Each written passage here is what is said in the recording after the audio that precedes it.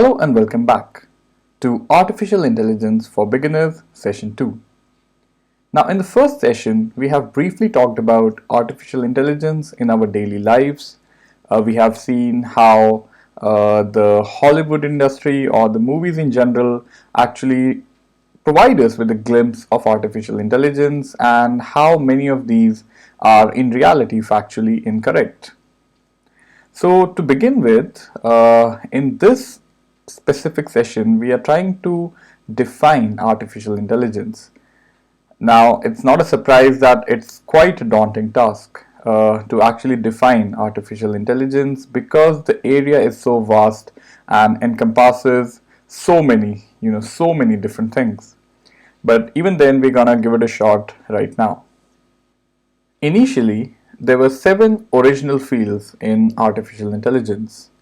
Now, obviously, as the area has evolved, as more and more knowledge has entered the area, these fields have expanded, and each one of them has actually become an entire field, and they have a lot of subdomains to themselves.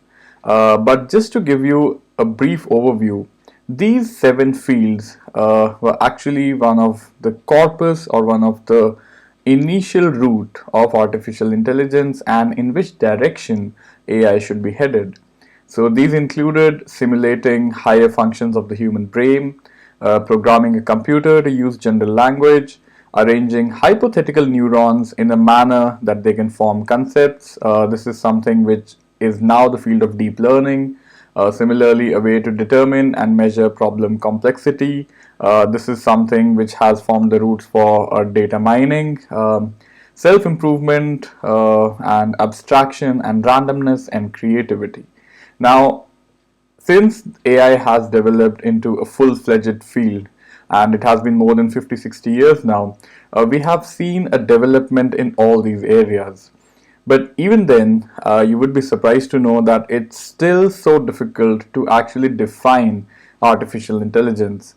And researchers in all these areas are actually not able to come up with a similar or a definition which everyone agrees with. So, here is Benedict Cumberbatch. What is he doing here? Well, if you haven't seen this movie, it's called The Imitation Game. He actually plays the character of this brilliant mathematician and scientist by the name of Alan Turing. Alan Turing was actually one of the founding fathers of artificial intelligence. Not just that, he was the person who built this machine in the background, which Benedict Cumberbatch is standing in front of. And this machine was actually able to decipher the codes generated by the German encryption machine Enigma, and it was actually able to decrypt these codes.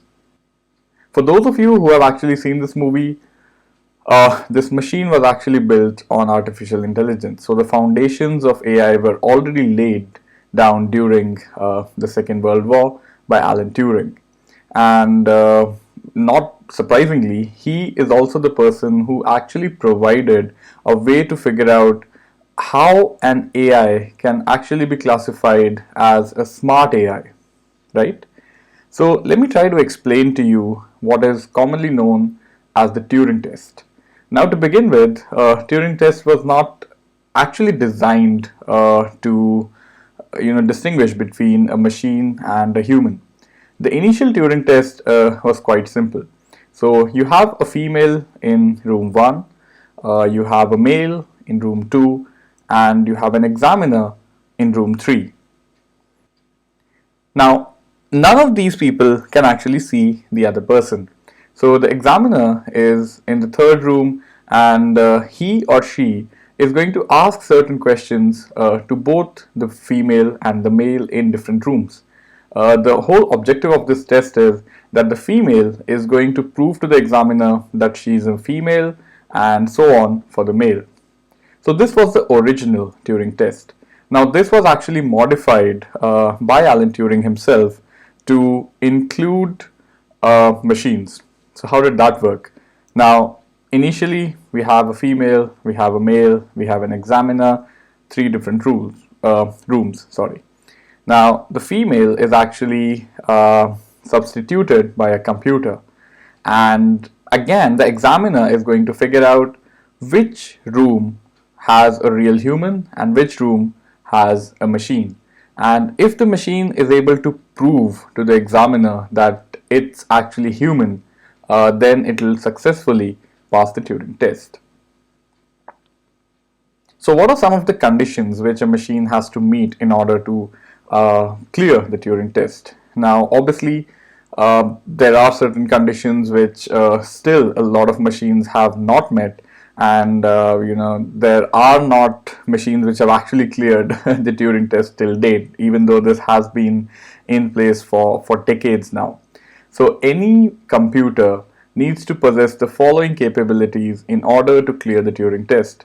It should have a capability of natural language processing. It should have the capability of knowledge representation, the capability of automated reasoning, and machine learning. Now, I'm sure that you're familiar with some of the terms here. So, NLP and natural language processing is extensively used these days, not just in the field of AI, but even outside it. And so many applications of AI are actually based out of NLP. Similarly, machine learning, one of the subsets of artificial intelligence, allows developers to actually create machines which can interact with humans in different forms or the other, and which allows a machine to actually build certain capabilities which makes it intelligent. But the main issue here is that we have still not been able to develop a machine which carries all these capabilities, and that is why Turing test is still so widely accepted when it comes to artificial intelligence.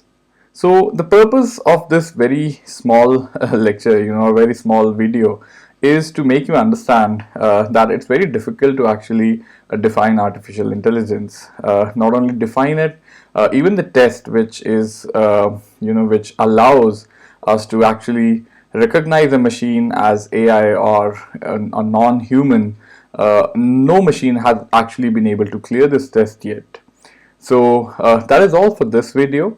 In the coming videos, we will talk in a bit more detail about the different aspects of AI, and we'll also dwell a bit deeper into machine learning and some other related aspects to AI.